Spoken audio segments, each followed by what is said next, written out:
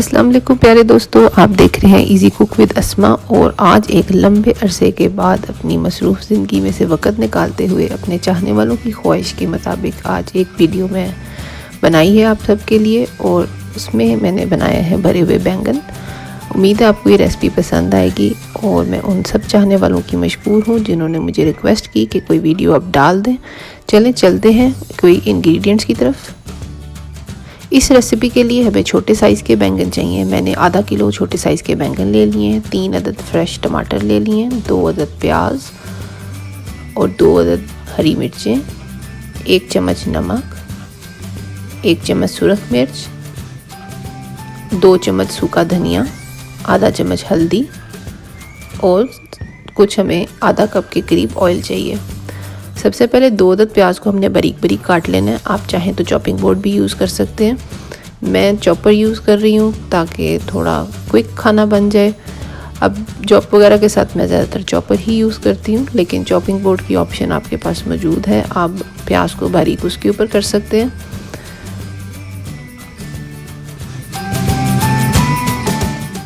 आपने इसे thinly chop कर लेना है, बिल्कुल बारीक से काट लेना है। और बारीक से काटने के बाद आप ये देख सकते हैं कि ये 2 सेकंड में काफ़ी बारीक हो गए हैं, लेकिन बिल्कुल ही बहुत बारीक भी नहीं करना, लाइक ऑमलेट की तरह का नहीं करना। हमने ऑयल को सबसे पहले प्रेशर कुकर लेके उसमें गर्म कर लिया और उसमें मैं ये चॉप हुए हुए अनियन डाल दूँगी और बिल्कुल लाइट ब्राउन होने तक हमें उसको पकाना है। बहुत ज़्यादा डार्क ब्राउन नहीं करना, बिल्कुल उनका हल्का सा कलर चेंज करना है, तब तक मैं इसको पकाऊंगी। प्रेशर कुकर मैंने इसलिए लिया कि इसके बाद ये स्टीम में पकेंगे, बिल्कुल लो फ्लेम पे दम में पकेंगे और ये बहुत ही बेहतरीन बनते हैं, बहुत मज़े के बनते हैं। आप भी ये रेसिपी ट्राई करिएगा, लाजमी आपको बहुत पसंद आएगी। चलें, जब तक प्याज हो रहे हैं लाइट ब्राउन, हम टमाटर भी चॉप कर लेते हैं। मैं ये भी चॉपर में ही चॉप कर रही हूँ। आप चाहें तो इसको चॉपिंग बोर्ड पे या चॉपिंग बोर्ड के बगैर हाथ से भी कुछ लोग एक्सपर्ट होते हैं, आप बेशक वैसे ही चॉप कर लें, जैसे आपको ईजी है आप उस तरह से इन्हें भी बारीक बारीक काट लें। ये रेसिपी इंतहाई आसान है। इसके लिए बैंगन बनाने के लिए, भरे हुए बैंगन बनाने के लिए हमें मेन 2 ही इंग्रेडिएंट्स चाहिए, जो कि प्याज और टमाटर है। प्याज हमने पहले ब्राउन करने के लिए ऊपर रख दिए हुए हैं और इसके बाद हमें सिर्फ टमाटर चाहिए। यही 2 मेन इंग्रेडिएंट के अंदर इसका मसाला तैयार होता है और ये बहुत ही बेहतरीन किस्म की इन 2 ही चीज़ों से बहुत ही मज़े के तैयार हो जाते हैं। टमाटर मैंने हल्के से चॉप कर लिए हैं। अब उनको मैं अभी साइड पे रखूँगी जब तक प्याज हल्के से लाइट ब्राउन नहीं हो जाते। ये टमाटर चॉप हुए हुए मैं साइड पे रख दूँगी क्योंकि प्याज अभी भी पक रहे हैं, ब्राउन नहीं हुए। आपने प्याज हाई फ्लेम पे तेज़ आग के ऊपर ही, तेज़ आंच के ऊपर ही उन्हें बनाना है। चलिए, जब तक प्याज हो रहे हैं लाइट ब्राउन, हम बैंगन का मसाला भर लेते हैं। उसके लिए मैंने 2 चम्मच कोरिएंडर सीड जो है, सूखा धनिया, वो एक बाउल में डाल लेना है। आधा चम्मच हल्दी उसमें डाल देनी है और 1 चम्मच सुरख मिर्च इसमें डालेंगे और इसके साथ 1 चम्मच नमक भी डालेंगे। इन चारों चीज़ों को हम अच्छी तरह से मिक्स कर लेंगे और यही हमने मसाला जो मिक्स करके तैयार किया है हम इस बैंगन के अंदर भरेंगे। इसको आप मिक्स करके बिल्कुल साइड पे रख लें और साइड पे रखने के बाद आप बैंगन लेंगे, उसमें आपने 4-4 कट, 2-2 कट करके लगाने, यानी 4 हिस्से उसके करने हैं। बिल्कुल इस तरह से 1 कट और फिर एक और कट, लेकिन इनको अलग से नहीं करना और ना ही इनके ऊपर से इनको कुछ भी काटना। ये बिल्कुल ऐसे साबित धो के रख लिए थे और उनमें मैं 2-2 कट दूंगी और इसी तरह सारे के सारे बैंगन को आप कट दे लें, लेकिन बहुत पहले से कट दे कर नहीं रखना, उससे इनका कलर बदल जाता है, ये बड़े बड़े काले हो जाते हैं। तो इसलिए जब प्याज लाइट ब्राउन होने वाले हों उसी टाइम आप उसमें मसाला भरें, क्योंकि प्याज अब लाइट ब्राउन हो चुके हैं। तो इसमें मैं अब टमाटर ऐड कर रही हूँ।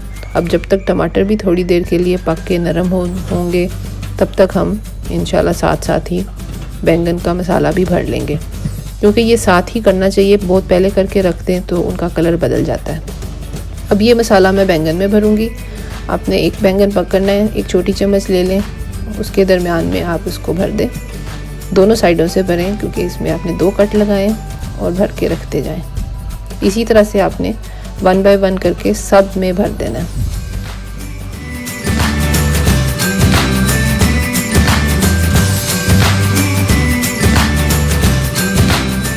टमाटर जो हमने हाई टू मीडियम फ्लेम पे पकाया है और जब हम बैंगन डालेंगे उन्हें हम बिल्कुल लो फ्लेम पे पकाएंगे, दम पे पकाएंगे। ऊपर से प्रेशर बंद करके बिल्कुल लो फ्लेम पे हम इसको पकाएंगे।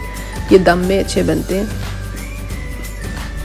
अब ये देख सकते हैं कि सारे के सारे बैंगन जो हैं वो मैंने भर लिए हैं एक एक करके। और अब हम इसको देखते हैं, टमाटर जो हैं वो गल चुके हैं। अब उसके अंदर हम इनको डाल देंगे।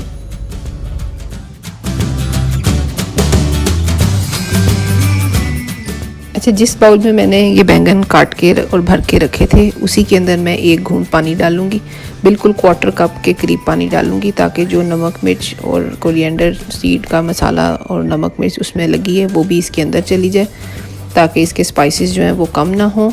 आपने बिल्कुल हल्का सा इसे मिक्स करना है और इसमें आपने 1/4 कप पानी डालना है। 1/4 कप पानी का आप कलर देख सकते हैं वो चेंज है, क्योंकि स्पाइसेस वाले बाउल का रिंस करके मैंने इसमें डाला है, ताकि वो सब नमक मिर्च हल्दी जो उसमें लगी रह गई है वो भी बाकी की बाकी इसमें रह जाए। अगर आपका नमक मिर्च वाला मसाला भी बच जाए तो वो भी आप भरने के बाद जो बचा हुआ है इसके अंदर ही डाल दें, लेकिन मैंने तो सारा भर लिया था, बचा नहीं। अब मैं इसको 15 मिनट के लिए बिल्कुल लो फ्लेम पे प्रेशर लगाया और उसके बाद मैंने इसे एक नॉन स्टिक पैन में पलट के बाहर निकाल लिया, ताकि जो बैंगन है वो बिल्कुल ही टूट के हलवा ना बन जाए। तो इसलिए आप अब इसे जेंटल हैंड के साथ जो एक्स्ट्रा पानी इसमें हो वो आप उसे ड्राई कर लें, साथ में उस पर गार्निश कर लें। 2 अदद ग्रीन चिली मैंने डाली है भरी कटी हुई। अब मैं थोड़ा धनिया डालूंगी, आपके पास फ्रेश धनिया हो आप वो डाल सकते हैं। मैंने फ्रेश धनिया को काट के धो के उसे फ्रीज़ किया हुआ है, मैं वो डाल रही हूँ। तो इससे कोई फ़र्क नहीं पड़ता कि फ़्रेश है या फ्रोज़न है, जो भी आपके पास अवेलेबल है आप वो डाल सकते हैं। साथ में इसमें आधी चम्मच या 1/4 चम्मच आप गरम मसाला ऐड करें और 1 चम्मच आप लेमन जूस डाल दें, इससे टेस्ट और बढ़ जाता है। इन सब चीज़ों को डालने के बाद आप इसे बिल्कुल आराम से मिक्स कर लें। बहुत तेज़ी से चम्मच नहीं हिलाना, वरना बैंगन नज़र नहीं आएंगे कि वो कहाँ गए। इसलिए बिल्कुल जेंटल हैंड के साथ आप इसे मिक्स करें और बेहतरीन किस्म की एग प्लांट कड़ी तैयार है, जो कि उर्दू में हम इसे भरे हुए बैंगन कहते हैं। आप इसे रोटियों के साथ सर्व करें, चावल के साथ, पराठे के साथ, जो भी आपको पसंद हो आप इसे सर्व करें और इंशाल्लाह आपको ये रेसिपी बहुत पसंद आएगी। मेरे बच्चों की तो बहुत ही ये फेवरेट है।